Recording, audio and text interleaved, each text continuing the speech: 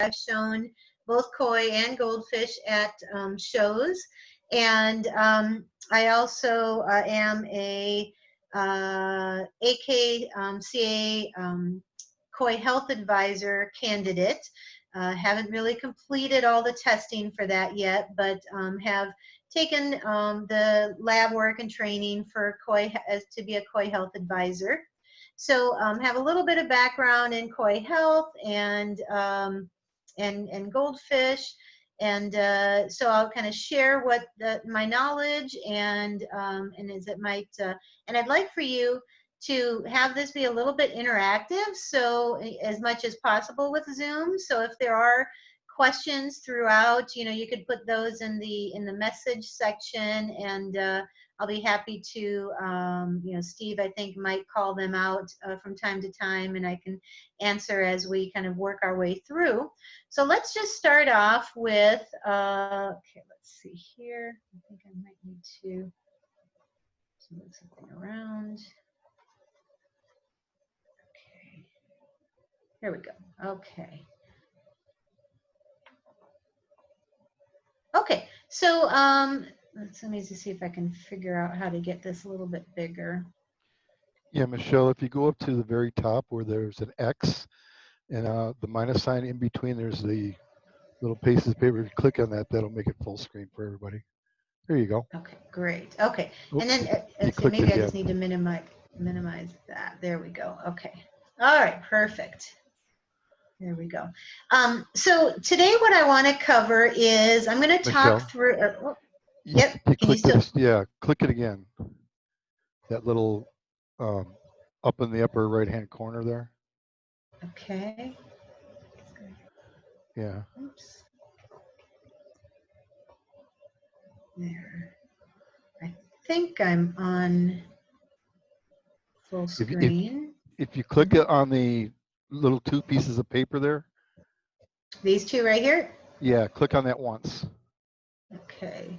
I think that's gonna make it go down. Yeah, so it makes it go. So then, and then this one makes it, expands it. There you go. Okay. It might just be, let's see here, other option. Let's see here. Okay. Well, I think, let's see. Yeah. I know there should be a way, seems like there should be another way to make this full screen, but so anyways, today I'm going to cover I'm going to just kind of go through some photos of my pond, and then I'm going to talk about the different koi and goldfish varieties, how you might evaluate the fish when you're selecting a fish, what you want to avoid, and some recommendations. And then I'm also going to talk about the care of koi and goldfish. So talk about water quality, koi food, how you might want to sterilize plants, some filtration options, as well as quarantine, diagnosing sick koi, and some treatment options. So quite a few topics to cover here. So let's go on to the next slide. So as we, so my next slide is, this is my backyard paradise here. So I have a, it's approximately 2,500 gallon, formerly aquascape pond. I did make some modifications over time. I had removed the gravel and the rocks inside the pond, added a retro bottom drain. I also installed a helix skimmer, which is kind of like a pool skimmer that the fish can't swim in. And then what happens is it kind of goes back into here to a settlement tank. And then there's pipes that come around, and then it hits a pump, a bead filter that sits back here, and then it comes down into a Baki shower. And so I keep my smaller fish in this pond, and then on the next slide here, let me just move down. Let's see here, page down. Let's see here. So so this is just another view. So I enjoy keeping plants around my pond. At times I've also had plants up in this kind of basin area here, some parrot's feathers and different things. I no longer keep, I used to have water lilies, but as my fish get larger, they tend to eat the roots of the water lilies. So I don't actually have plants any longer inside my pond, but not to say that one couldn't, I just don't. Let's keep moving. And so this is just another view of that area of the pond. Now, I also bring my fish in for the winter, so I do have a winter system with a 4,500 gallon swimming pool. I've got two Cetus sieves, which are mechanical filtration, another 900 gallon tank for my smaller fish. And as you can see, I also have a bead filter, and then it feeds into a Baki shower here. So this is my winter system. Um, and we'll talk a little bit more about filtration systems and the like.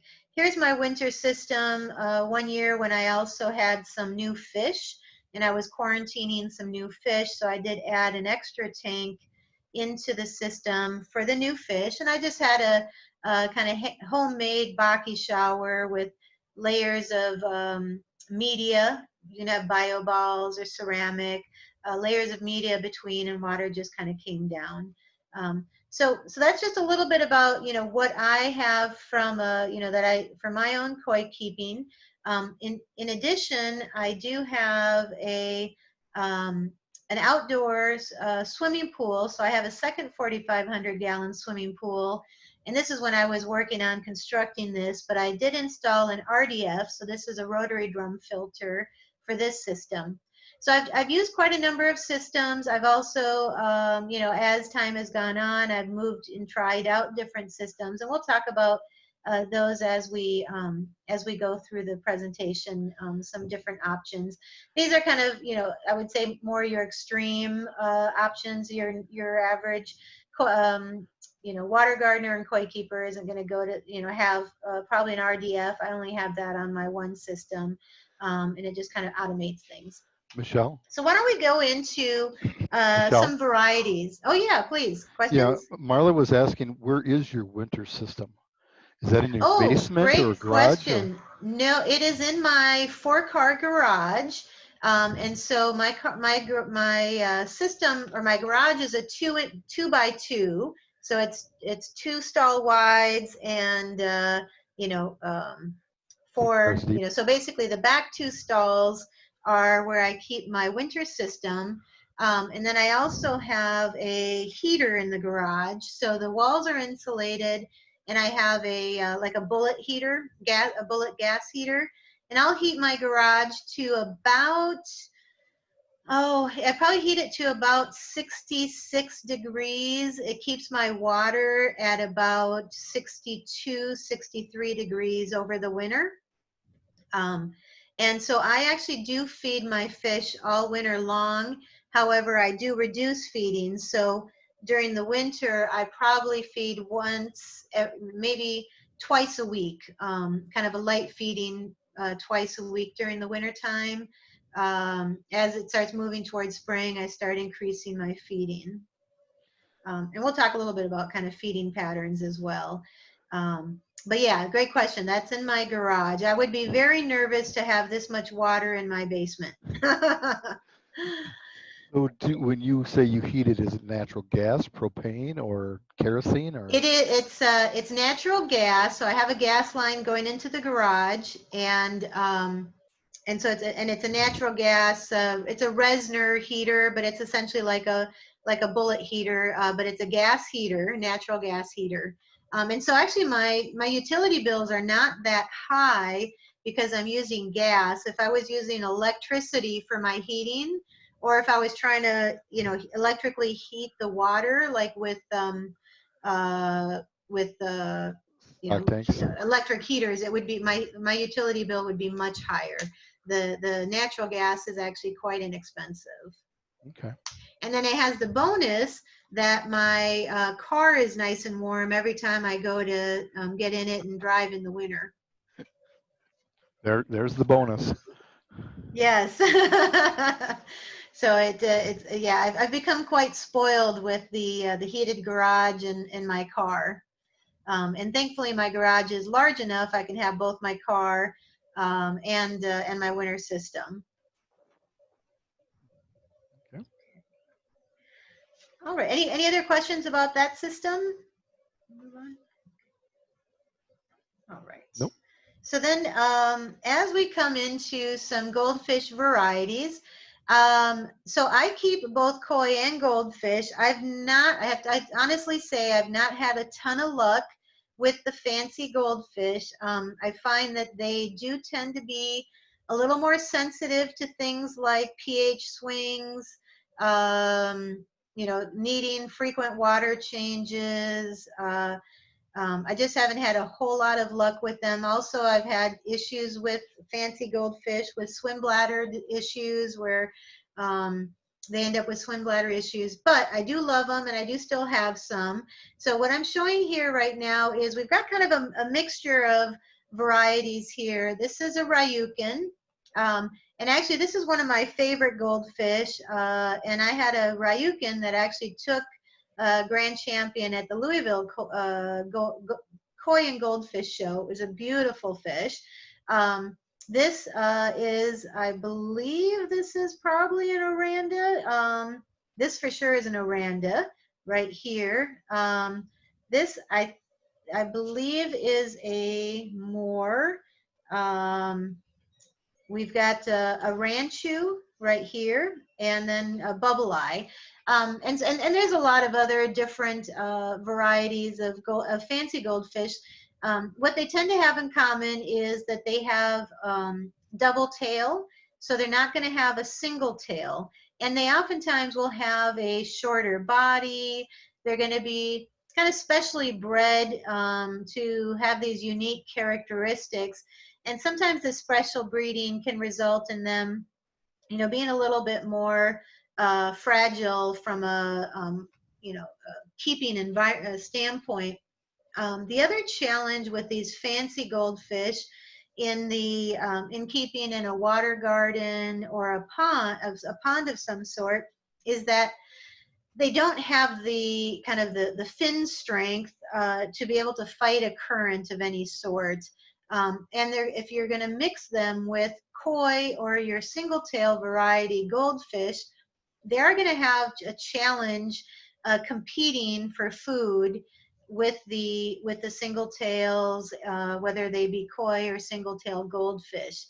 And as I mentioned earlier, you can have swim bladder issues with a lot of these different varieties. Now, when we look at I've got on the right side of the screen, um, I have a single tail goldfish. Hang on one sec. Okay. I have a single tail goldfish, and this is Comet. So I have a Comet here, and just kind of your standard kind of feeder goldfish that you might have at your pet store is oftentimes more of a Comet type fish. And these do work very well in a smaller pond or water garden. The one thing that I would warn you about is that they are prolific breeders, and you will end up with a lot of babies that you will probably have to rehome to make room for your other fish and ensure that you don't have too high of ammonia going on in your pond. The other thing to warn you about is that goldfish, especially your Comet, will breed with koi. So you can also end up with hybrids.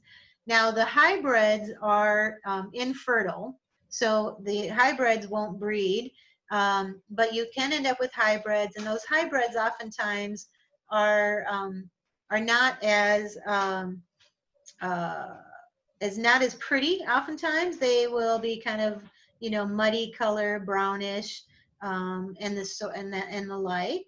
Let's see. Let's just go to yeah. Okay. So then, so let's talk about koi. There are a lot of different koi varieties that you might have in your pond. And so here I'm just picturing some of them, and I'm wondering if I can if I can go to another screen. Let me see here. I've got actually a better, oops, let's see here.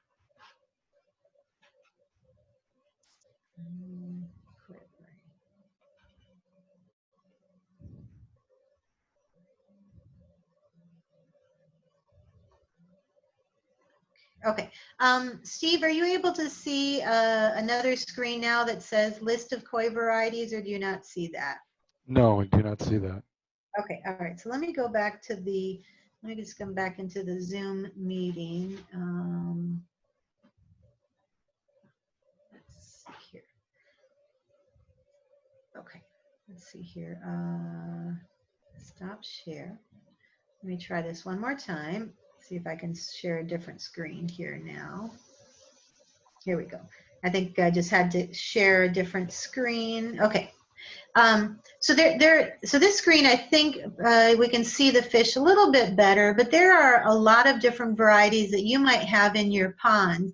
I think a lot of people probably have beckos in their pond, and beckos are essentially a fish that's going to have black spots on it, but it can have a different color base to it. So this is like a Shiro becco that has a white base, but you might have an orange fish with black spots. You might have a yellow fish with black spots. And if those black spots are not on the head, those are, generally speaking, going to be considered a becco. And then, and so you can see there's, kind of a number. Oops, that was not the, let's see.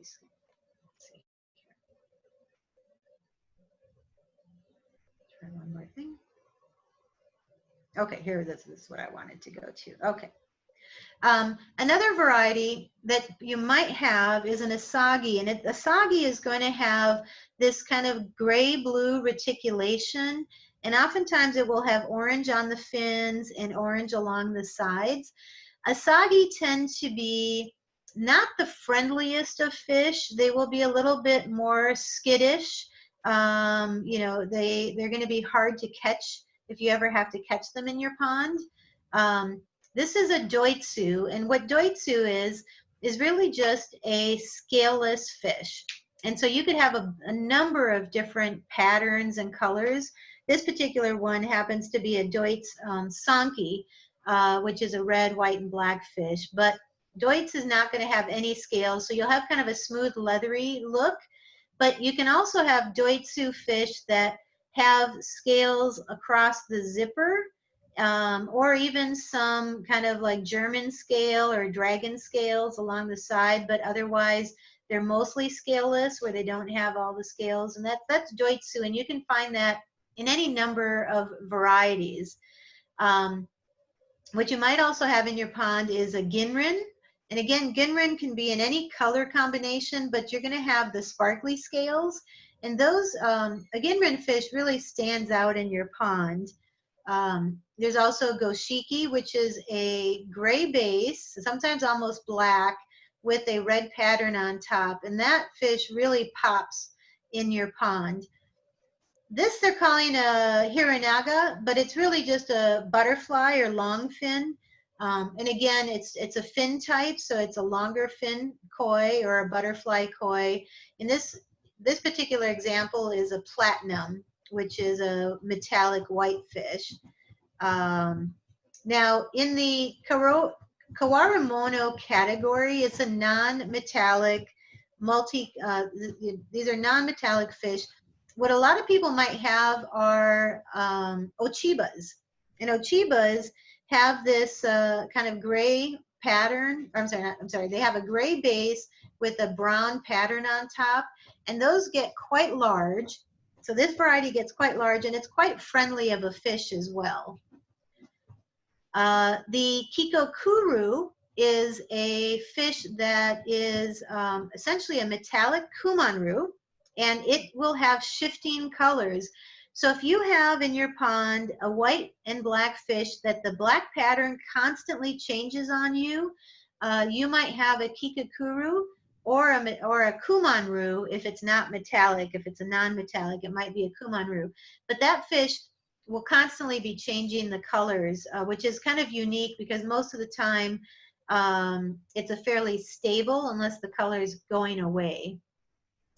Kohaku are very common in koi ponds, and kohakus are your red and white fish. And they'll come in all sorts of different patterns. What else is common is your ogons. Ogon just is, this is a gold ogon here, or a yamabuki really, which is a metallic yellow fish. You also have a metallic white fish, which is a platinum. Any of your large koi are going to be, I'm sorry, any of your solid color koi will, generally speaking, get larger than your multicolor fish, by and large, but not always the case. And they will tend to be friendlier and also bring a kind of calming or soothing influence to the pond. This is a Koromo, not quite as common in ponds. Um, Showa is one of the kind of the top three fish that are kind of valued by koi keepers. It's the kohaku, which is the red and white, the showa, and the sanki. And those are what the three together make up a class called gosanki. And there's a lot of Japanese breeders are really refining these varieties. Um, you also have your shushui, which is a really cool looking fish because it has that zipper down the back, and then it has kind of red, almost symmetrical red on the sides, and then usually red on the pectoral fins. Um, you'll have a number of other varieties that will also have a zipper, and a lot of koi, when they go into a Deutz variety, will end up with a zipper. So like when you have a Yamabuki like this, but it does not have scales and it's scaleless, so it's a Deutz Yamabuki, it actually will have a row of scales down the back, but then it won't have any scales on the rest of it. So it's quite interesting how that presents itself. And really with most varieties, when they go to Deutz, oftentimes a number of them end up with a zipper on them. And then just a couple last two main categories. You got your tanchos, which is, resembles the Japanese flag. So it's, a lot of people really like this fish. And then you have your utsuri. And the utsuris can be in red, white, and yellow, similar to the becco. The difference between the utsuri and the becco is the becco is going to have kind of just some more rounded, kind of smaller spots, and it won't have black on the head. So if you've got a white and black fish in your pond, what you'll want to look to see is, does it have black on the head, and how is the black represented? Is it kind of, does it wrap around the body a bit? Is it kind of larger chunks? If it is, it's probably an utsuri. If it's more, kind of stepping stones and there's no black on the head, then it's going to be a becco. So those are just, kind of going through some various varieties that you might have in your pond. And now I'm going to go back to my main presentation here. Do the whiskers on the front of the koi really have any bearing as to like maybe gender? Because a couple of mine have really super long whiskers, and I have several that have hardly no whiskers at all. Yeah, actually, it has no bearings whatsoever. What they sometimes say is the fins can sometimes give you an indication. The pectoral fins might give you an indication of gender. Male fish sometimes have larger pectoral fins, and they sometimes that leading ray on the pectoral fin might be thicker. But even that is not a surefire way to identify, because you'll have females with really big pectoral fins too. But one thing that, if you do ever handle your fish, like if you ever have to move them and you're moving them in the spring, the male fish will actually, the pectoral fins will be almost like, stubble, like as if, you unshaven, you kind of think of like an unshaven man. And when you run your fingers across the pectoral fin, you'll actually feel kind of stubble. It'll be kind of rough on the pectoral fin. And, if you and also on the cheeks. So if you just rub your fingers across their cheeks, that'll also be kind of rough. Whereas on a female, it will be very smooth. So that's another way in the springtime that you can identify if you have a male fish in your pond. Again, it's not surefire. The only surefire way is to flip the fish over, take a look at kind of the genetics of the male fish tend to have more of an kind of an oval sort of anal shape. And then female fish, it almost is like a T. When you're looking kind of at their private parts, it's almost more like a T sort of shape to it. And then of course, milting or, squeezing the sperm out of the fish, but most of us aren't going to go to those lengths. But I do personally will feel the cheeks, I'll feel the pecs, and I will flip over and look at their genetic, their anal area. But I don't go to the extent of squeezing sperm out of their bodies. But some people will, and if a sperm comes out, then you're 100% sure you've got a boy. And the other thing is, visually, when you're looking at fish, you can sometimes tell just looking at body conformation as well, because females will be thicker.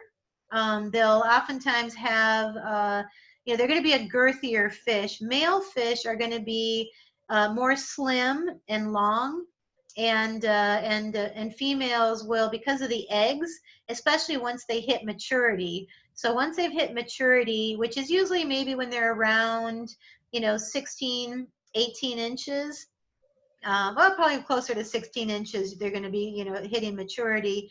And then they're going to start getting that, filling up with eggs and getting more of a softer body shape than the males will. Now, again, depending on how much you're feeding, if they're not getting that much food anyhow, you might still have a slim female. So that may not necessarily be the only, or best way to tell, but potentially that might be an indicator for you as well. Okay, so then why don't we go ahead and move into koi selection and evaluation. So when you're picking out a fish, if the best situation would be where you can actually see the fish, where you can see that fish swimming towards you, you can see it swimming away from you, you can see it from both sides. Photos allow us to assess the koi. In terms of, we can look at the pectoral fins, we can kind of see the body line from over the top, and we can get a good look at the head, eyes, and mouth. So photos do help us assess the fish as well, but sometimes there's things that you just can't see in photos that, if you could see the fish in person, that would be beneficial. Sometimes you'll see fish that have kind of a saggy belly, or it might have issues that on the sides that you wouldn't be aware of from a top view photo. If we can see the full fish, that'll help you to ensure that the koi is healthy and it has all its parts. But that's not always an option. Oftentimes you do need to kind of base your decisions off of photos. So let me just go to our next page. So what when we're looking at fish, do we want to be looking at? Well, the one thing that you want is, you don't want to see an active disease. You want to make sure also that it has all of its anatomical structure. So if it's missing an eye, missing a fin, a non-functional eye, if it has a severe skin condition. Now, what I would say about this is, If it's for your pond and your enjoyment, the fish can still be healthy even with a missing eye, or even with an eye that is non-functional. So I know some people that that have, like a white film has gone over the eye, and the one eye is not functional anymore, but the fish is still perfectly healthy. So that's not to say that they're not going to be still a good fish for your pond. Just, if you had your druthers and you were, selecting a fish, that would be one thing that you might want to look for, so that at least that you're aware that if it's missing or has a non-functional eye. Clearly, you don't want to pick up a fish that has an active bacterial or parasite infection. And, things like this where they have the split fins, that actually will heal. And so split fins will heal. Bacterial infections like you have here, that could indicate a bacterial infection, could indicate that there's parasites, and this is like a secondary condition. Um, so, you always want to pick up healthy fish, but you might have these situations in your pond, and we'll talk about kind of some treatment options. There's also something they kind of call haikui or koi pox, sometimes you can end up with, or carp pox, which is kind of a waxy spots that show up in the either late fall when the weather gets cold, or early spring. You'll see kind of these kind of waxy deposits. Those usually will go away with warmer weather. Um, but if you there is, some people feel that if those burst open, they can spread to the other fish in your collection. So if you only have one fish with carp pox, potentially you might want to move it on. If you have, all your fish have it, then just, deal with it. It will, generally speaking, go away. But there are times when it might cause kind of permanent disfigurement. But most of the time, it's not anything you really have to worry about. It's just kind of a temporary ugliness that does most of the time disappear. Okay, so when we judge fish, and I understand most of you are not going to show your fish, but I think that these are still valid and important when you're selecting fish. And that is things to be looking for, because oftentimes you might have a choice of more than just one fish, and so you might, compare fish and decide what looks better. So there's a number of things that we consider as defects that we might look at when we're judging fish, and even when you're selecting fish. So one thing is, you want to, if at all possible, avoid a crooked head. And so here you can see where the head curves to the right, this curve. So that's not ideal. But again, for a pet and a pond fish, it doesn't hurt the fish in any way. It's perfectly fine to have. But just from a standards perspective, you would like to avoid a crooked head. Also, you want to avoid uneven eyes. So sometimes one eye might sit more forward than the other eye. Other times, one eye might be kind of more sunk in than the other eye, or one eye sticks out more than the other. You also, in an ideal world, would want to avoid a pointy nose. A kind of more smooth, kind of less pointy nose is preferred. And then in addition, on the head area, we talked about, if you have if the eyes bulge or they're different sizes, missing short, long, or misshaped barbels. So here, Steve, when we're talking about barbels, generally speaking, if they're like extremely long, where they're distractingly long, that is perhaps one thing to be avoided. But generally speaking, as long as the barbels are there, it's not a problem. It's the situation where you're missing barbels, and then of course, if you don't have any barbels at all, in that situation, then you really maybe don't have a koi at all. You actually might have a hybrid.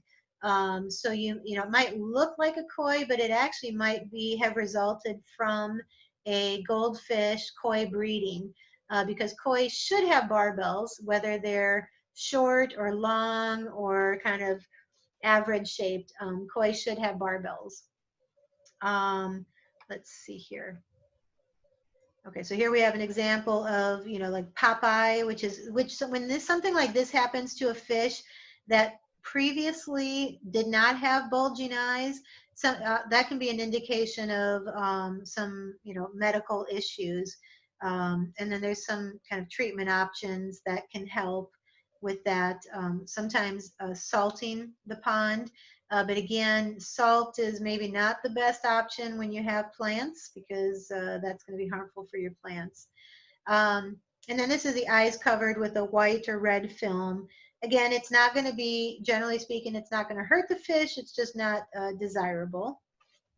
Let's see here. Okay. Okay, so then we move into our, let's see here. Into the shoulder and back area. So there's, you'll notice some fish have kind of a hump over the shoulder. Oftentimes that's more of a personal preference, whether you like a fish that has a bit of a hump.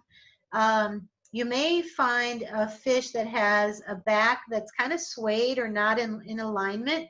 You might have a crooked fish where the back spine, looks like it had been broken, and the fish swims kind of funny. That sometimes can happen from when the fish maybe bumps into something and then it kind of affects the spine. It sometimes can happen when a lightning strike hits near the pond or at the pond. That can also cause the fish to have a kind of a broken back or spine area. Um, Generally speaking, as long as the fish is still able to swim around, they're still going to be fine. It probably won't affect them, possibly the longevity, but that clearly it's something that you wouldn't have in the show situation. You wouldn't bring that sort of fish in. And then pigeon-breasted or too narrow at the chest. Okay, let's come down here. Okay, so abdomen. So this is something that some of you may have encountered over time, and that is fish are, koi and goldfish really, are both prone to tumors. They can have masses growing inside, tumors growing inside that can result, especially female fish, they can have like ovarian tumors that can result in bulging in the body line. And I would probably say that, in these situations, we're probably talking about tumors happening here. Sometimes you can also have egg impaction, where they develop, eggs that get impacted, and that sometimes can result in both situations, really. They're probably a limited lifespan for these fish. There are extreme measures that you can take, like surgical measures. However, most of the time that's probably not taken. Um, and then here, this is also out of alignment. This one, I don't know if it's because it's a broken spine and it's just kind of, providing that appearance. But either way, you can also have kind of the bulging belly. If it's on both sides and it's bulging, that's usually more likely to say the egg impaction, or it could just be that they're just really fat, really heavy, and food maybe needs to be cut back. But I would say most of the time it's probably more of a health issue. We have a question for you. Yes, please. Dorothy says, what is the kindest way to put a fish down? Great question. So you can buy at the pharmaceutical, Cub Foods, health food store, a product called clove oil. And clove oil comes in a little bit mini bottle, and you will put drops of clove oil into you can put it into like a plastic bag, into a bin, a storage tote. And what you're going to do is you'll take the clove oil and you'll probably put about, I think it's maybe 10 drops per gallon of water. And the best way to do it is get a water bottle and put your drops of clove oil in the water bottle and then shake it up really good. You know, put the cap back on and shake it up really good because it takes quite a bit to emulsify the clove oil because it's an oil mixing with water. So you have to get it emulsified. So I like to put it in a water bottle, shake it up really good, and then put it into the tank of water that you have that you're going to put the fish down in. And then you're going to put the fish in there, and the fish will just fall asleep. And it might take depending on the strength of how much clove oil you have in there, it could take a longer or shorter time period. Certainly you can't overdose if you are, you know, putting the fish down. If you were doing clove oil to sedate the fish, you know, then you have to kind of be careful how long the fish stays in the water and the like. But what I've done when I've had to put a fish down is I've put them in the water with the clove oil. I've put something over the top, kind of dark, and then I've just walked away and let them sit in the water overnight. And they've fallen asleep. They're going to stop breathing. I just personally, you know, don't want to risk coming back when the fish is still alive and then, you know, moving it. So I'll give it all night, but it won't take all night. I mean, it probably would only take an hour or a half hour, 10 minutes, depending on, or probably not 10 minutes, but that's how I recommend is put the clove oil. They don't feel anything. They fall asleep. And eventually they go so far into sedation that they stop breathing. Okay. Let's see here. Okay, so then just more things to look at when you're selecting a fish. Ideally, you don't want to choose one that has too skinny of a tail tube, or a fish that looks like a dwarf fish. You know, it's too short. You want proportionality in all things. Okay. And in addition, when you look at the pectoral fins, you want balance and proportionality. So you can see this fish, it's almost like it's got little small hands, you know, little mini hands. So these pectorals are clearly too small for the size of the body. And so that fish is always going to look just a little bit odd. Here, the pectoral fins are probably a little bit on the largest side for a long fin or a non-butterfly, because it's not quite a butterfly. It's not quite a standard fin. Beep! Sorry about that. My dog is, I've got folks, okay, let's see. And then sometimes you might have one fin that is smaller than the other fin. And so just, you know, looking at paired fins and proportionality. Okay. So here we take a look, and here is where you can see, you know, and this I think is maybe more of an artifact of the photo versus the fish, but let's pretend here that this fin actually is, you know, is smaller. You can see it, you know, the balance isn't there. It would be ideal for both fins to be like this one here. And here again, you know, you don't have balanced fins. Okay, swimming. One thing when you look at your fish swimming in the pond, you want it to appear to be swimming effortlessly. And actually, if you don't mind, I'm going to step away for 2 seconds and grab my dog so he stops barking. I will be That's right back. fine. No problem. No problem.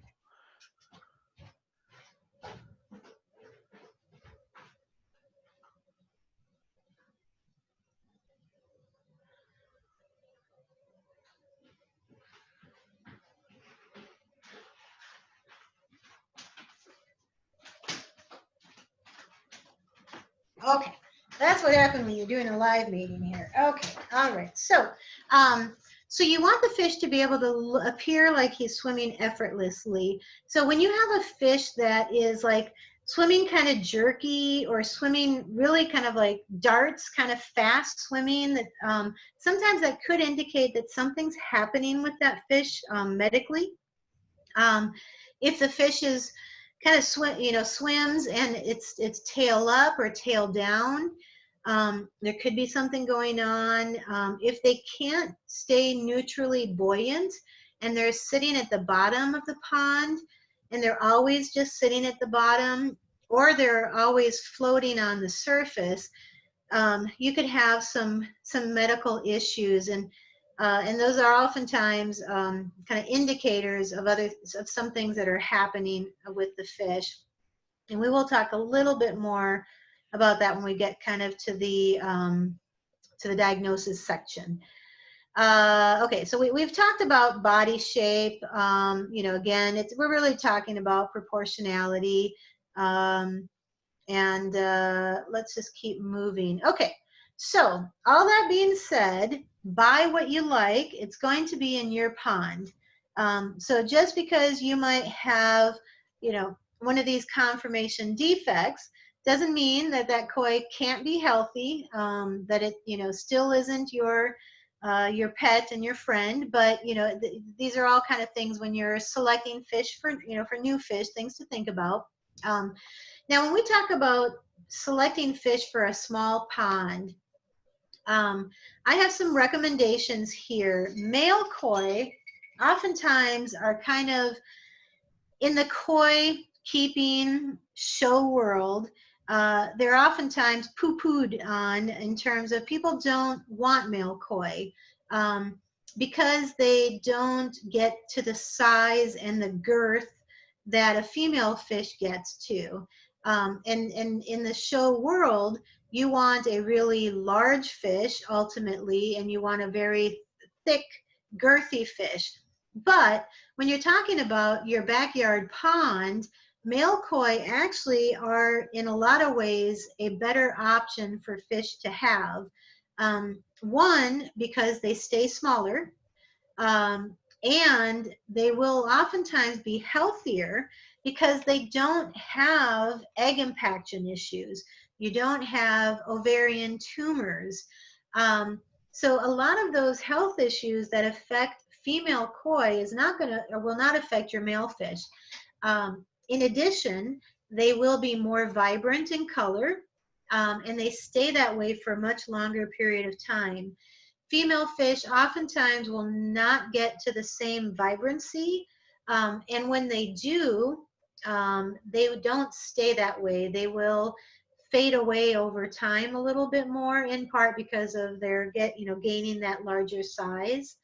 Um, and because male koi are not as girthy as female koi, they'll also be less kind of ammonia that they're going to add to the pond, because if you've got a fish that you think is okay, well, this fish is 8 inches wide in girth, or let's say 6 inches wide in girth, compared to a fish that's 4 inches wide in girth, they're going to be producing a lot more ammonia, a lot more waste in your pond because of that thicker body structure. So that's another kind of benefit to a male fish.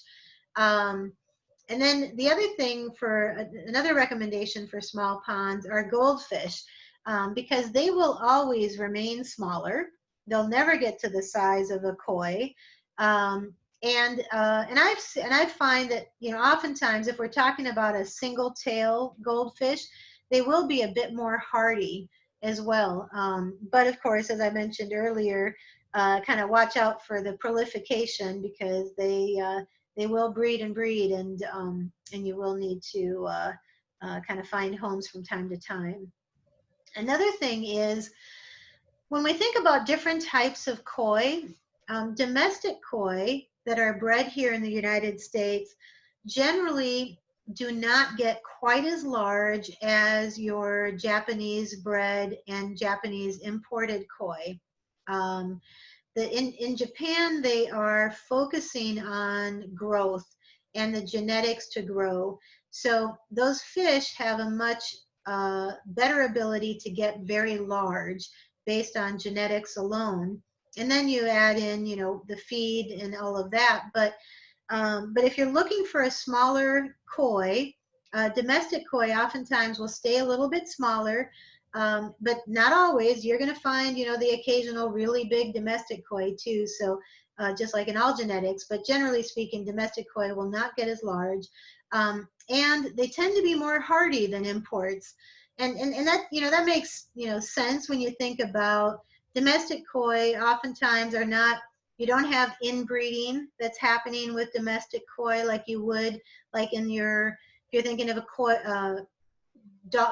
say dogs or horses or whatever, when you're talking about purebreds, right? There's oftentimes a lot more inbreeding. There's a lot more, less of a genetic pool sometimes. So domestic koi will oftentimes be a little bit more hardy, and which can be, can be important in a situation where you might be keeping your fish outdoors year round. But the drawback to domestic koi is oftentimes they may not be quite as beautiful as your Japanese bred koi, just because the Japanese are selecting down. They might have 1 million fry and they might only keep 1,000 of those, versus domestic breeders oftentimes keep every single fish that is not, that doesn't have a defect, and selling them. And so, there's not as much refinement in the patterns oftentimes in your domestic fish. So now, as we talk about kind of koi keeping and goldfish keeping, water quality really is the single most important factor in keeping koi and goldfish safe from illness. I recommend that you test your water on a regular basis. I use the API freshwater test kit. And the key things that I test for and that you want to have in your test kit is ammonia, nitrite, and pH. Those are especially important for fish in a pond. You want to keep your ammonia and your nitrites at as close to zero as possible, and you want to have a stable pH, ideally around 7.5. As far as keeping, you can have a high pH, and that's okay, but the key thing is that the pH is stable. You don't want to be chasing a certain pH. Find what's a stable pH for you, as long as it's in the safe range. You want your pH to be above 7.0, and like I said, 7.5 is ideal. But when you get to testing and you see a pH of 7.0, pH can fluctuate throughout the day, and so it's always best to test your pH in the morning and at night to see, just to make sure that you're not dropping below 7. Because when you drop below 7, you can have a pH crash, and you might wake up with all your fish dead the next morning.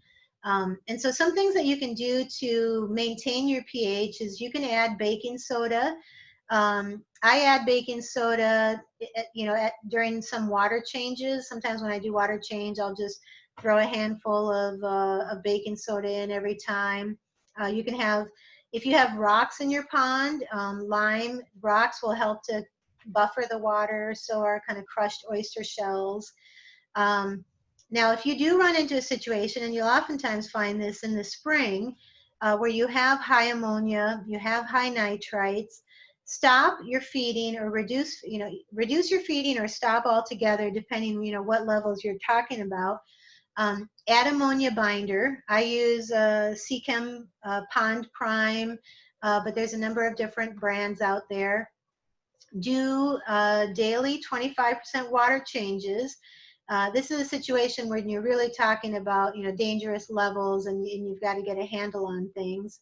And then add bacteria. There's various types of bottle bacteria that you can add that will help to cycle, but it doesn't take care of it overnight. So, you still have to be doing the binder and the stop the feeding, and let your filters catch up. Oops. The other thing that you really need to be careful of, let's see, I'm going the wrong way. Is keeping your water oxygenated. Plants use up oxygen at night. So if you have a lot of plants in your pond, they will be sucking oxygen up out of the water at nighttime. So you will want to make sure that you have your oxygen running 24 hours. So never turn your waterfalls off. Don't, if you have extra aerators, which I recommend, keep the aerators running. Um, Especially when the summer, when we get into the nighttime, or I'm sorry, summertime, because in the summer, warm water is less able to hold oxygen. And so there's going to be less oxygen in your water when the temperatures rise. And so oftentimes people will find that they will have fish gasping at the waterfalls during the hot days. And that probably means there isn't enough oxygen in the water, and you could benefit from an extra aerator with air stones in your pond. And lastly, don't add any algicides to your pond to clear the water. Algicides is, potentially could kill your fish, in part because it does kind of remove oxygen out of the water while it's working, and so you might actually deprive your fish of the oxygen that they need. So I always avoid algicides. I prefer to have a UV light in my pond. If your pond is fully aged, you may not even need a UV light, to keep the water clear. But I, regardless, I run a UV all the time, and it works great for that. Okay, so any questions there before we go into the koi food and feeding?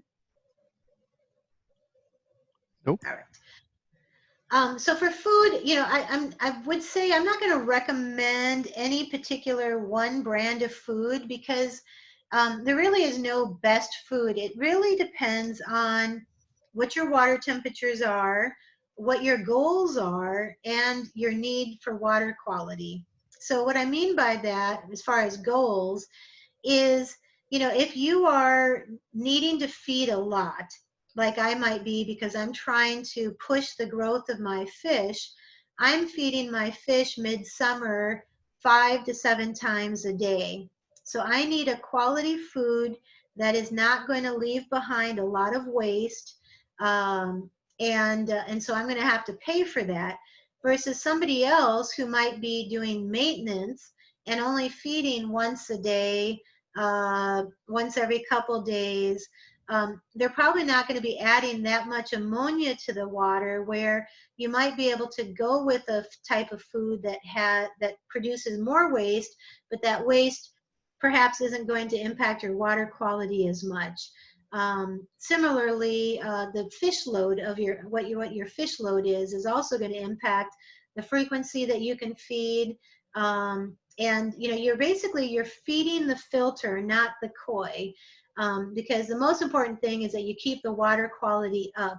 And so I always test my water to make sure that if I start feeding heavy, that my water metrics, my filters are able to keep up with all of that. Now, if you find that your reds on your koi are kind of diminished or fading away, you can feed color food. Um, but again, that only impacts the red. So if you find your black is disappearing, the black kind of comes and goes, and there's really nothing that you can do for the blacks beyond sometimes a higher pH will improve the blacks. But even then, you don't want to play with your pH. So it's really, you can impact the red. So that is the one color you can impact. As well as the whites, you can feed what they call shiroji enhancing food, which helps with the whites. And then the last thing I would say when we're talking about fish food is, when you're comparing them, also compare the weight. Because you might be thinking that a particular food is cheap, or is cheaper than another, but then you find that if you actually look at the weight, that you're paying more per pound. It's just that the item weighs so little. And I'm thinking of, for example, Tetra koi fish sticks, which is kind of more of it's a very light fish stick, and you would have to have a ton of that to weigh anything. But it's kind of like junk food for your fish, in terms of it doesn't have as much substance as your heavier weight foods might. So in the final analysis, you may actually be paying more for the food because it's very light, but it's kind of very airy, kind of like feeding them popcorn sometimes. We do have a couple questions, Yes, Michelle. please. Uh, Ted asks, what kind of a UV light do you use? So I use a well, there's a number of different brands. There's like Aqua. Oh, what is it? I actually have Alpine. I have an Alpine UV light on mine. It's a stainless steel exterior with a 40-watt bulb. But there's uh, um, and I'm blanking out on the name right now, but there's Aqua. I can't remember, but so on my pond I use Alpine, but there's another very popular brand that costs a little bit more that a lot of people use, and like Emperor Aquatics, or I can't remember the name of it right now, but mine is Alpine. But Okay. really, any UV like they're all pretty much going to work the same. To me, the key when I'm selecting a UV light is that it has a large enough input and output. So I like to get one that has a 2-inch inlet and outlet, so that when I can plumb it with a 2-inch pipe. Some UV lights have this very narrow kind of cone-like um, sort of setting where you just put a tubing and connect it. And that's okay if your pond runs on a narrow tubing already. But if you're running on bigger plumbing, then you want to make sure you get a UV light that has the bigger inputs and outputs, so that you're not having to fit it, put fittings on to reduce it. Okay, we have another question from Dorothy. I add bio. I think she means, I'm not sure. It just says I add bio to my water, and they say don't Oh, use a UV light. okay, so I'm I thinking she's wonder if it's probably saying, bacteria. yeah, she's probably adding the beneficial bacteria that Right. helps improve the bio.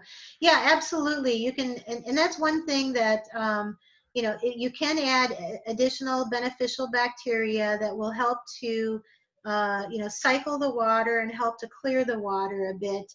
Um, Sometimes there are some there's a faction out there of people that say that the bottled bacteria is a waste of money and that it doesn't work, that there's plenty of bacteria in your pond naturally, that it's kind of snake oil. But I personally still do it every spring. I still add the beneficial bacteria, and it's been working for me, so I do it. But nonetheless, I do still also add the UV light. But if you run your pond year round, like if you don't completely drain it, power wash it, and all of that, you might already have more bacteria in there than when I start my pond in the spring, because I completely close my pond out. I power wash it, and I start all fresh, needing new water, new bacteria. So I will, when I start my pond, put the bacteria in. Yeah. Back to Dorothy's question. She says I add bio to my water, and they say don't use a UV light, that it kills the bio. What else can I do for string algae? Well, I would say, depending what the bio is that you're adding, it will not kill the. If you're adding Nugella, it's like Nugel maybe, I can't remember. There's a product out there that you cannot run the UV light, and with that product, it's supposed to, you're not supposed to run the UV. But if you're doing bottled bacteria like microbe lift PL, you absolutely can run a UV, and it will not kill the bacteria. Because the UV is not really sterilizing the water completely. It's just, it's enough to knock out the green water, but it's not killing your bacteria. Okay. Marla asks, what do you think of ion gen with copper prongs? I would I would very much tell you not to use that. I would say any product with copper, you do not want to put in your pond if it has fish. Copper is actually toxic to fish. And so they, pond stores sell the iogen for ponds, and they say it's fish safe, but copper is actually toxic for fish. And you might be able to set it at a low enough setting that it kills off the algae without killing your fish right away.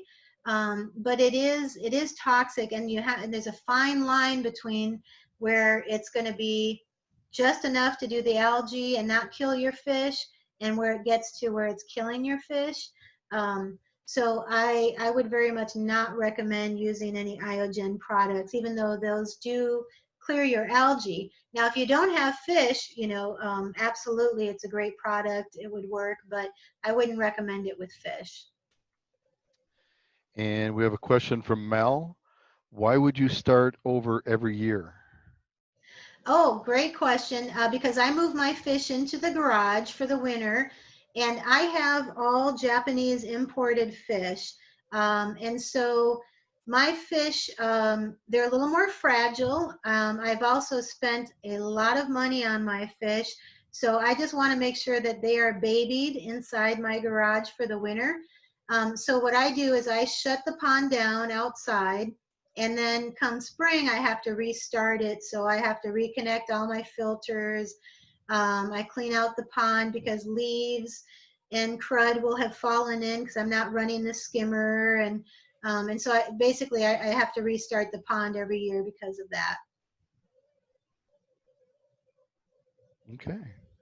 No more questions at this time, so. Okay, all right, so let's go and move on to the next. Plant sterilization. So I want everyone to be sure that when you are adding a new plant to your pond, that you sterilize the plants. This is very important because plants, even if you receive plants from somewhere that they say they don't have any fish in the water that the plant came from, still can carry eggs of parasites with them. Um, and so, in fact, I just had a very good friend that I had given my a fish to years ago. And when I gave her my fish, it was a 10-year-old. It was basically one of the first fish I'd ever had. I moved on to her. She loved it. It was a huge fish. She's had it for many years on top of the 10 years that when I had it. Anyhow, she bought some new plants this spring, and within a few days of adding those new plants, her fish started acting kind of strange, and kind of and listless. And anyhow, in the final analysis, the fish ended up dying from parasites. And she had actually done and made the effort to do a dip where she took the plant and she did the potassium permanganate dip. So she took the plant and she dipped it. However, because it was a floating water plant, she didn't know how to submerge it. So she just kind of dipped it and didn't submerge it fully and for the appropriate length of time. So what I would say is make sure that when you get a plant, get a storage container or a garbage can, uh, put enough PP in there so that it turns to kind of a dark purple color, and put your plants in. And if it's a floating plant, you can put like maybe some plastic or some netting over the top and then weight it down. So try to weight it down so the full plant is fully submerged. And when I Google online, it says it should have a minimum of a 30-second dip. But personally, I will leave my pond plants dipped for several hours. I really just don't want to take any chances, and it does not eat the plant up. So your plant will be fine. It will just kill off any eggs, anything else that you have on there. And I would say make sure that you wear gloves, mask, and goggles if possible, because this is an oxidizer, and if you breathe that in, or or you get it in your eyes, it's going to be a problem. Um, Another thing that people might use is formalin. And so if you have formalin at home for treatment already, you can also put like about 5 drops approximately in 20 gallons, and then let the plant sit in there, again submerged for 5 to 6 hours. Bleach is a product some people use. Personally, I don't like to use bleach just because I just worry that bleach somehow is going to linger, but I know lots of people use it and they don't have any problems. I like PP, potassium permanganate. Um, and then anytime you sterilize, then have another bucket of clean water and dip the plant in the clean water. So I recommend that with all plants, if you want to ensure that you're not going to bring in any bad bugs. Okay. Pond filtration, we talked throughout the presentation about the filtration, number of different filtration options. What I'm going to say here is that, the choice of your filtration depends really on what your fish load is, what your goals are, and the effort that you want to put into maintenance. There are any system of filtration can work under the right conditions. If you have a light enough fish load, you don't need to have a real fancy filtration system. If your goals are such that you're not going to be feeding the fish 5 to 7 times a day, you don't need to have a really extreme filtration system. So if you're willing to put the effort in and manually clean pads, uh, you know manually pond vac the gravel at the bottom of your pond, um, all those things are going to work. It's just a trade-off between the number of fish your system can support and what your goals are with your fish. So as we've talked about, we've got you can do filter systems where it's just a skimmer box with brushes and a waterfall box with pads. And I had that system and it worked great for me for many years. But I got tired of having to remove the mats and brushes and clean them out. And there's also sand and gravel systems and settlement tanks. And as you saw in my garage, I have sieves. Outside, I have an RDF. Both of these are mechanical filters, so they will capture the waste. And all I have to do is, in this case, I just have to take a hose and spray off the screen. With the RDF, I don't do anything. It just runs by itself. With the bead filters, I just have to dial it to backwash, and that cleans it out. So right now with my filter systems, I don't have to get my hands dirty. And I also have added biological filtration like Baki showers and moving beds, which like add extra biological filtration to your ponds. And that helps to support a higher fish load, a bigger fish load, or heavier feeding. Other things like bog filters also can support a pond, but it's all dependent on how much you're feeding, how big your fish are, and what your goals are. I I know have a we've got. question. Oh, sure, please go ahead. Yeah, Mel wants to know what is RDF. It is rotary drum filter. And so when I showed you the picture of the pond the swimming pool outside that had that gray box next to it, that was a rotary drum filter. And what it essentially is it's like a screen, like a fine mesh screen on a drum or a rotary, it's like on a drum, and that drum rotates in a circular manner. And what happens is when the basin fills up with enough kind of waste, the water level drops, and then it triggers a spray bar, and the spray bar sprays the drum clean of all the waste, and then it just pumps it out. Then it just pushes it out into the yard, and so it automatically basically cleans the screen, and I don't have to do any manual cleaning of the waste. It's similar to kind of a sieve, except for with the sieve, it's not an automated system. It has a single screen that I have to spray with a garden hose. But yeah, so that's a rotary drum filter. And these are actually quite expensive systems, but they are really nice from the standpoint of you don't have to, you're completely hands-free from maintenance. Any other questions? Not so far. Okay. All right. Quarantine. I recommend that you quarantine your new koi and goldfish. Thinking about kind of COVID-19 right now.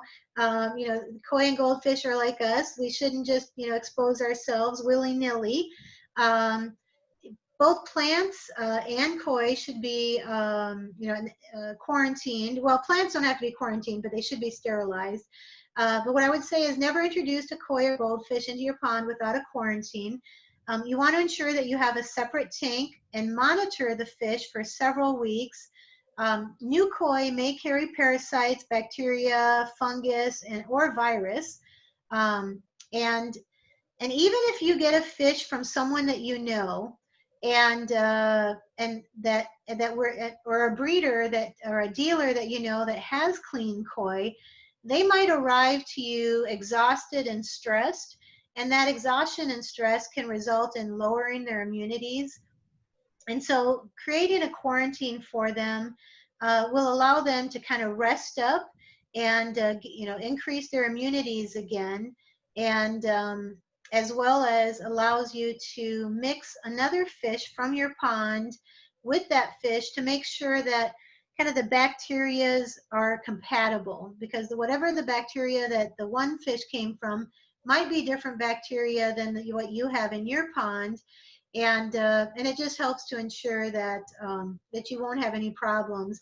So I like to have my quarantine tank with the new fish, and I'll put like one fish that perhaps I like less than all others in my pond as kind of the tester fish to go in with the new fish, and then I'll keep them together for a few weeks and make sure that there are no problems. The other benefit to that is that if there are problems, it's much easier to treat a quarantine than it is to treat your entire pond. It's easier and cheaper to treat your quarantine. And if you have the unfortunate situation where the new fish comes in with koi herpes virus, that will actually take out your entire collection or take out 80% of your collection, with the remaining 20% being carriers. And then those carriers will infect other fish. So quarantine just protects your fish. And so how do you set up a quarantine? You can do it any number of ways. Before you The get into that, easiest, Michelle, yeah, please go ahead. Dorothy has a question. How do you get your older koi to accept new? Her old koi seemed to attack the new koi. Oh, okay. That's a tough one. Sometimes you will have kind of what you call old pond syndrome, where if it's been a really long time from when a new fish has been introduced, there sometimes the old fish just may not be able to adapt to any new parasites or bacteria. Like strong, healthy fish oftentimes can combat some of that, but an old pond syndrome, they might be a little more difficult. But then the other issue that you have, or what she's having, is where they're not kind of taking to the new fish. What I would wonder is if the new fish is a larger fish than the existing fish, they might be more likely to accept it. I think sometimes that with a smaller fish, they might kind of bully a smaller fish around a little bit. If you're bringing in a fish that's bigger, it will tend to have more of a calming influence and be less likely to be bullied. But most of the time, you're probably bringing in a smaller fish. And unfortunately, I don't really have any advice there besides, just eventually having to work it out. Um, we have a question from Sarah. Apparently, she has a similar issue, but it's restricted to multicolor. Okay. I I So, think she's talking about the attacking of the fish. I'm okay. not sure what your question is, Sarah. Could you redo your question for me? And what you will find too is sometimes there is just one or two fish that are the bullies in your pond. And so oftentimes that might be a male fish. Personally, the way that I've dealt with a bully fish is I've rehomed a bully fish. I don't know that you can, change their ways. Potentially, you can try to, if you don't have a large fish in the pond, adding a large fish might help keep, calm everybody down, and it might actually kind of prevent that continued bullying because there's a larger fish in the pond. If they're all kind of on the smallish side, if it's just one or two bullies, you might just consider seeing if somebody wants a bully in their pond, and you can rehome them. But Dorothy, get a hold of Marty. Marty can help you out. Sarah, if the multi colors aren't behaving themselves, ship them off to Marty's. Marty will whip them into shape, won't you, Marty? All right, there you go. All right. And, All and right. and sometimes when they get bigger, they become, calmer too, but whether you ride it out or not. Oh, So apparently, anyway, so the Sarah. Here's Sarah. okay. Have had koi having multicolor kill and eaten by the others. So apparently, the other koi will kill the Oh, multicolored one and eat it. hmm. That I've never heard of that happening. Because koi generally do not attack or eat other koi. Um, Has she so gotten a couple of piranhas? yeah, I think so. I think you might have some really some koi in your pond with some issues. Unfortunately, yeah, I would say if that sometimes if the fish dies by natural causes and is just kind of floating in the pond, the other koi might pick at the dead fish. But I've never heard of koi attacking or ganging up on healthy fish before. I'm afraid. Okay. Okay. Nobody else has a All question right. at this moment?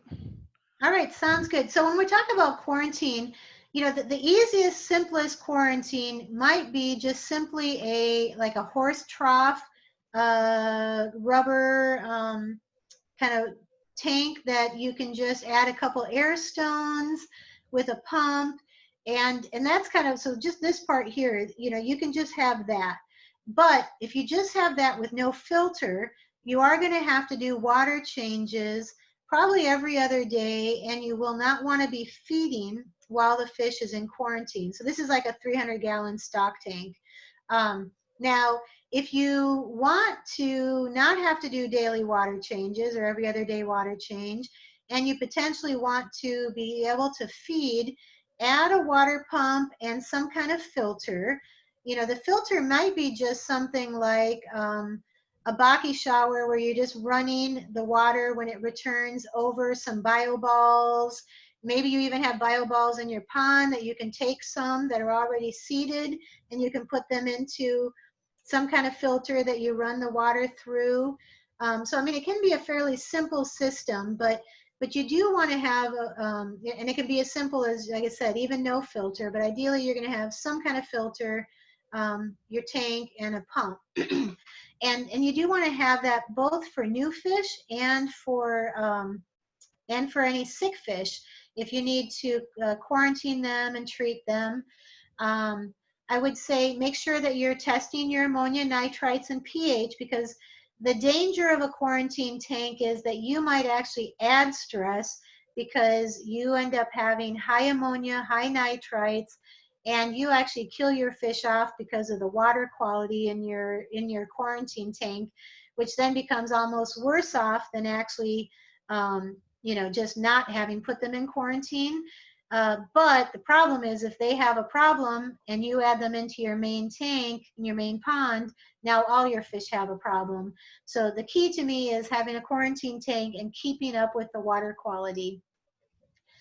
You can add products like Chloromex, Prime, or other dechlorinator ammonia binders, and that will allow you to, even if your ammonias and nitrites rise, if you're adding those binders every couple days, that will bind it and make it non-toxic for them. The other thing I recommend for everyone to have in their medicine cabinet is a product called Praziquantel. There's one brand called Koi Prazi. This is intended for the treatment of flukes.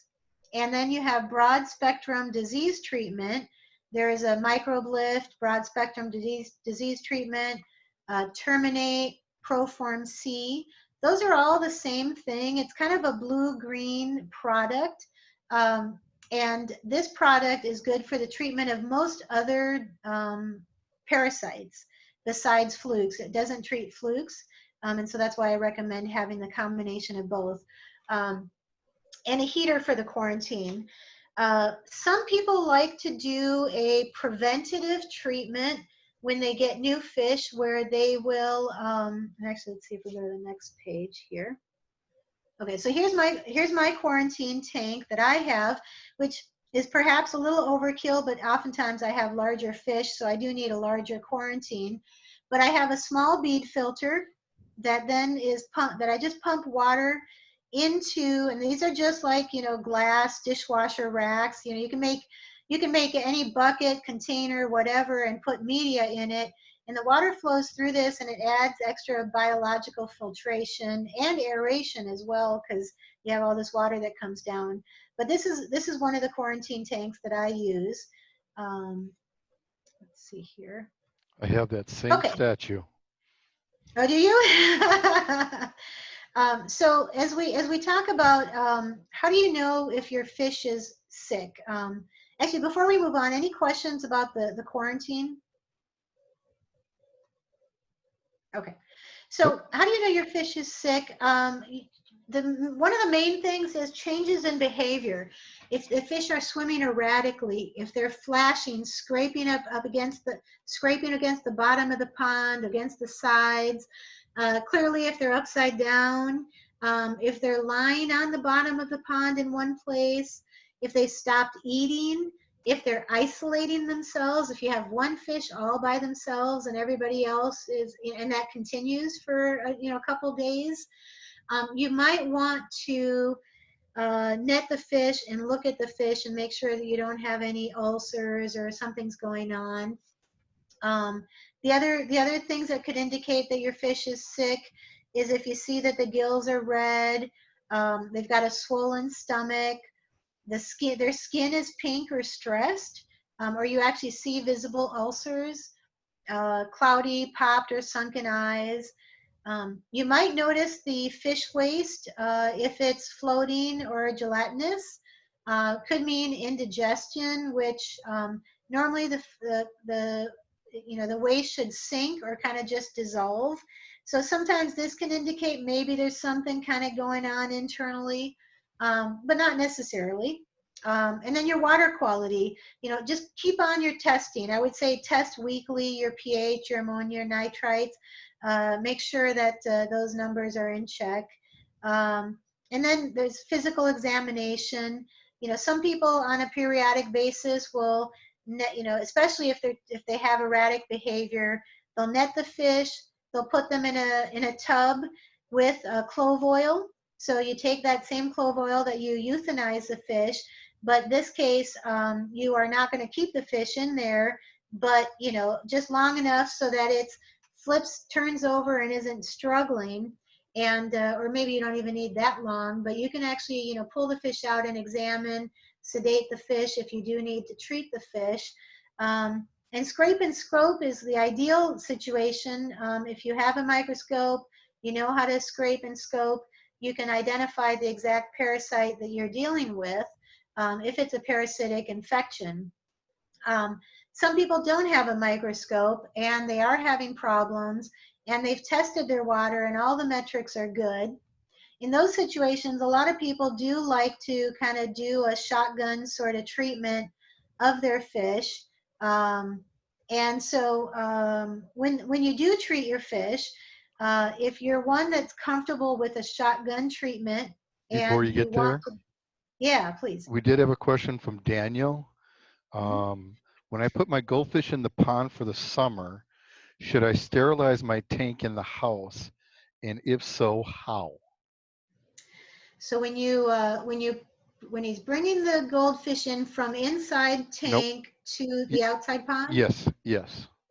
From the inside tank to um, the outside, he wants to know, should he sterilize the tank that's in the house? And you if know, so, how? I would say that the fish have already been in the inside tank and have been healthy there. So I would think that you probably don't have any issues there. However, if there was a situation where you did have some sort of infestation in there, to sterilize the aquarium and to sterilize all your filters, I would add the potassium permanganate and until it's kind of a dark purple or a kind of a dark pink color, and let it run through, but it's going to kill all the biological filtration. So that's why, you know, it's really a sterilization process. So if you do find you have to sterilize your tank and your filters, you can put PP in and run it, and then you might have to put the PP in again. You know, if it starts turning like brown, then you need, and you want it basically a good 6 to 8 hours of the purpley pink. So you might have to redose the PP until, you know, to keep it to 6 to 8 hours with that pink. But I would say that if the fish were healthy all winter long in that tank, there's no reason that you need to sterilize that tank just because you moved them outside. But what I would say, what I do with my pond outside, because my fish are inside, and then I go to bring them outside. Before I bring my fish in to the pond, I clean my pond and I sterilize the filters and the pond. So I'll put PP and run that through the system, and then I will cycle the system. So kind of just as I'm setting up the pond in the spring, and it's all clean. I sterilize, I put PP, sterilize everything. No fish are in there, of course. And then I cycle the pond. I'll put ammonia chloride. So I'll add ammonia to the pond just to start cycling it a few weeks before adding the fish. And then I put the fish in. But again, I'm a very kind of specific situation. Not everybody closes their ponds down. And, you know, so that's kind of specific to if you close your pond down. So it sounds like this is like a several week process that you It go through is. before you actually put your fish in. It is correct, right. Okay. Now, if you, because if you have seeded media, so like if you've moved your bio balls and your, you might have your filters and you've moved them inside, you might then be able to go and almost get your pond started instantly after you've sterilized the pond. You don't sterilize those filters, you keep your media that's already seeded and you can bring it out with you. But if your media is not seeded, it does take a few weeks for the nitrogen cycle to work. And so what I would say is if you don't want to wait for the pond to cycle, your filters to cycle before you move the fish, then what you want to do is wait at least a couple weeks before you start feeding the fish, and add the ammonia binder to the pond, because your pond's going to be cycling with the fish in the pond. So you want to protect them from the ammonia and the nitrites, because naturally you start with no ammonia, then you have ammonia, then you have nitrites, then you have nitrates, and then you reduces your ammonia and your nitrites get reduced. So that whole cycle might happen with the fish in the pond. I try to avoid exposing my fish to that cycle, so I cycle everything before I move them out. But if you do have your fish out there and they're exposed to the cycling, adding those binders will help. And we have a question from Marla. What causes foam-like bubbles that occur occasionally in the pond? Seems to go away after a day or so. Yeah, so there's a couple things that could happen. One, you could have a spawning, but normally with a spawning, it's going to be a little bit more of a yellowish foam. But you could have a spawning, and that's going to create this foam. And part of it is you have a lot of extra protein in the water because you have all the sperm, the semen, and the eggs that have added a lot of protein to the water. Um, and so you might have to do water changes to kind of help clear that out.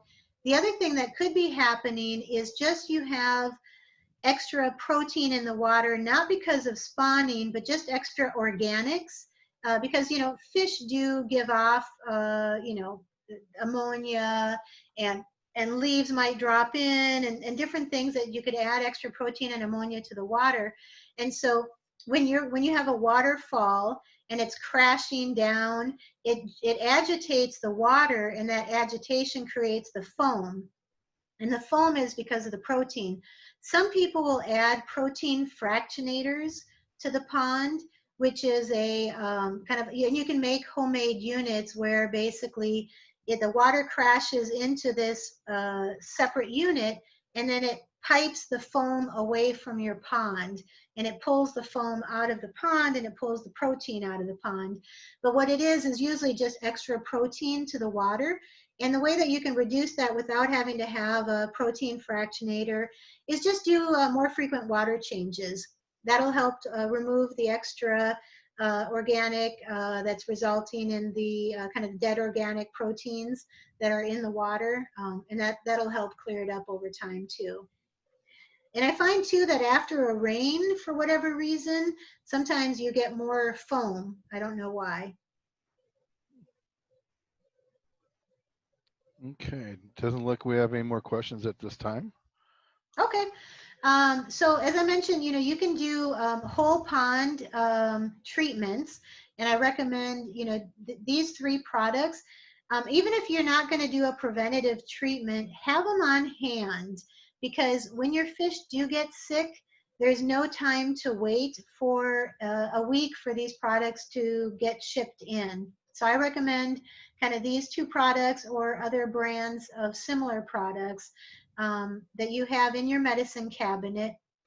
Um, when people get new fish, sometimes they do a bath treatment where they will kind of dip the fish to try to kill off anything before they add it to the pond.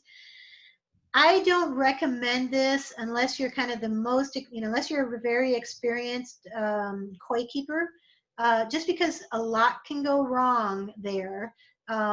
You're exposing them to a heavy dose of either PP or a heavy dose of salt or the like, that you could burn the gills and the like.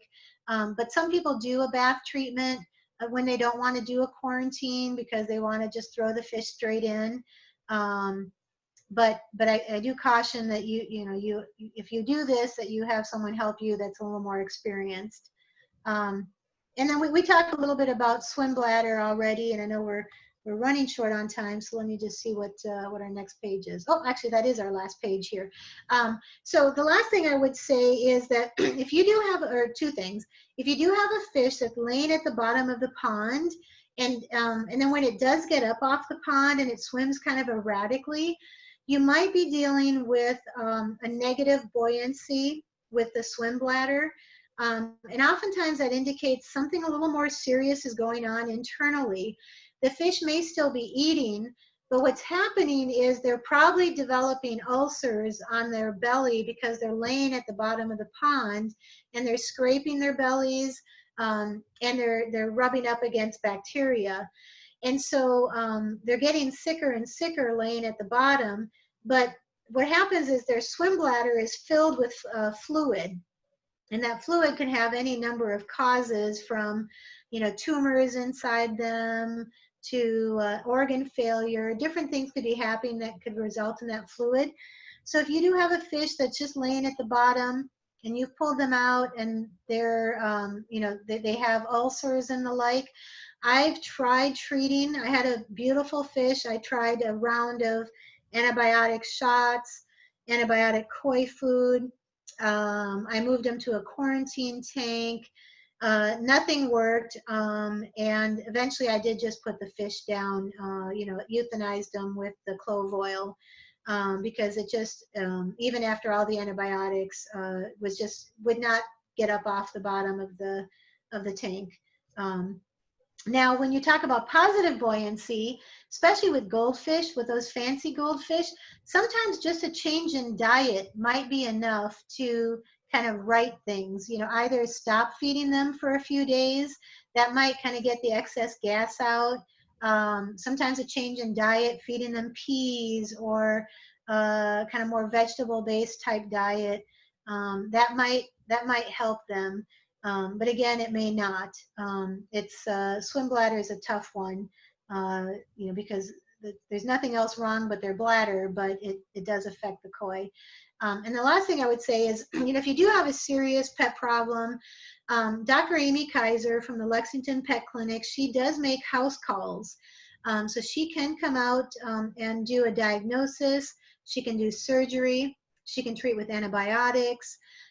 You can also bring fish to her if you live close enough and you have the wherewithal to do so. If you have, the problem is that you need to have the oxygen to make sure that the water is oxygenated on the trip over to visit with her. What I do is I bag them up in a plastic bag, and I have a pure oxygen tank, and I put the oxygen in, and I will bring my fish over to Dr. Kaiser. Um, it does cost more for her to do a house visit than it does for her to do a inpatient client visit, but clearly it's a lot more work to bring your fish in to her. But that's also an option. And then also, feel free to reach out to members of the Upper Midwest Koi Club. While even if you are not a member of the Koi Club, we care about our fish and are happy to help and give advice. So if you do have problems, feel free to reach out to me, reach out to others in the club. I know that Crystal Sorg, who's also a Water Garden Society member. She's a koi health advisor as well. And Mary Susan Heiss, Ken Ellis and these are just folks that I'm aware of. I'm sure there's many experienced koi keepers in the Water Garden Society as well, but these are folks that are also part of the koi club that I'm sure could help as well. So thank you very Okay, much, everyone. Any we other do have, questions? we do have a question from Ted. Do you have a ballpark number of koi and comet goldfish per gallon of water in a pond? So they recommend in an ideal world, if you are trying to grow fish for show purposes, 1,000 gallons per fish. That's clearly unrealistic. I don't do that even myself. I would say a realistic number is if you can have one adult fish per 250 gallons. That would be like a good koi to water ratio. If you could do, if you could do 1 to 500 gallons, that would be even better. But really, it's hard to give an exact number because so much of it is dependent on what you have, how much you feed, what you do for water changes, what you have for filtration. So there's a lot of kind of dependencies on, what I say is, test your water, and that's going to tell you as to whether you have too much. Because if you're able to maintain what you have and keep your ammonia and your nitrites zero, great. I'm not going to say you need to thin out your herd, but if you do start running into, ammonia and nitrite issues, it's a little bit safer keeping, one fish per 250 gallons, in that sort of situation. I have a question for you. I have Yeah. three goldfish, and they're pretty good size. Um, they seem to have the bloated belly, what you were talking about, the swim bladder issue, but Mm. they don't lay on the bottom. They're not floating on the top. When they want to swim, they swim just fine. But every so often, they'll just quit swimming and they go from horizontal to vertical and they just sit there vertically for half an hour, 45 hour, 2, 3 hours, and then Okay. off they go. They take off and turn horizontal and they swim all over. I mean, have you ever seen that from? But they have the bloated bellies, all three of them that do it. Okay, so well, the other thing to look at when you see a bloated belly is, and I'm assuming that this is not the case, but if you see pine coning of the scales, so if the scales kind of seem to be kind of sticking out, kind of like pine cone, that is an indicator of dropsy. And what happens is, over time, sometimes it gets worse and worse, and it's oftentimes like a internal buildup of fluids that then results in the pine coning. And really, usually it's an internal bacterial infection that there's nothing that one, there's no specific cause for it, and there's no specific treatment. It's very difficult to treat. But I don't think that you have pine coning with the fish that you're talking about. I think they're just probably a little bit on the heavy side, um, and maybe a little bit lazy. And sometimes if you can add extra circulation in the pond, like if you can add a couple extra big air stones, it Okay. helps to kind of keep them engaged and the water moving, and they become a little bit less lazy sometimes. And I'm guessing it's more just a matter of kind of laziness on their part. So they're not. They must have some type of an illness, but it's not like they're hurting. Where maybe the kind thing would be to put them down. Rather, I mean, they seem to do fine most of the time. Right, right. No, absolutely. If they're not, you're not seeing any ulcers, they're still eating. They just sometimes kind of, they probably have some kind of buoyancy issue because of their bigger belly. They might be a little bit inflated. Maybe they have like some gas kind of inside, or it's possible they might have some buildup of fluid, but usually the fluid buildup results in them sinking rather than kind of floating. Yeah, So they it don't just kind of sink. depends. I mean, they Okay. literally will just sit there like this.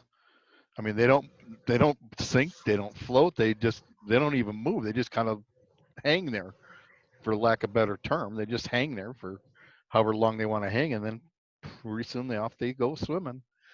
Mel, Mel put out he had goldfish like that. 2 weeks of feeding, nothing but duckweed and frog bit, and apparently it cured Okay. it. He says they were constipated. Yeah, well, you know what? They can get constipated. Absolutely. There's something like that anyway. And so, like I said, change in diet where basically he added more kind of greens to their diet, and that can kind of work that excess gas or kind of constipation sort of thing out. And with koi, they don't actually have like a stomach per se. They don't have the water just kind of, or the food just kind of goes through their digestive tract and out. So usually, just stopping feeding for a couple days, will kind of, and with the goldfish, that oftentimes will kind of work things out. I'm Or sorry, the I change don't in mean to diet. laugh during your answer, but one of my members who know that I feed my goldfish and koi Fruit Loops told me it's the Fruit Loops that's causing the Right. problem. It's Well, their I, diet. I, I actually, right, I would actually recommend Cheerios for them. Well, So if you want, my grandkids love to feed them Fruit Loops, so they do get Fruit Loops and Cheerios and watermelon, and I haven't tried peas. I'm gonna have to try peas. I've never yeah, tried that. and actually, Cheerios is good because it's like a Fruit Loop, but without the sugars, and so then you probably won't have the kind of it might help anyways. Okay. Well, they don't get Fruit Loops a lot. Maybe once Sure. or twice a summer. About it. Does anybody have any other questions for Michelle? Okay, peas do work well. Deskin and cut them in half. Okay, well, I will try that. All right. Well, if we have no other questions for Michelle, I am going to stop the recording.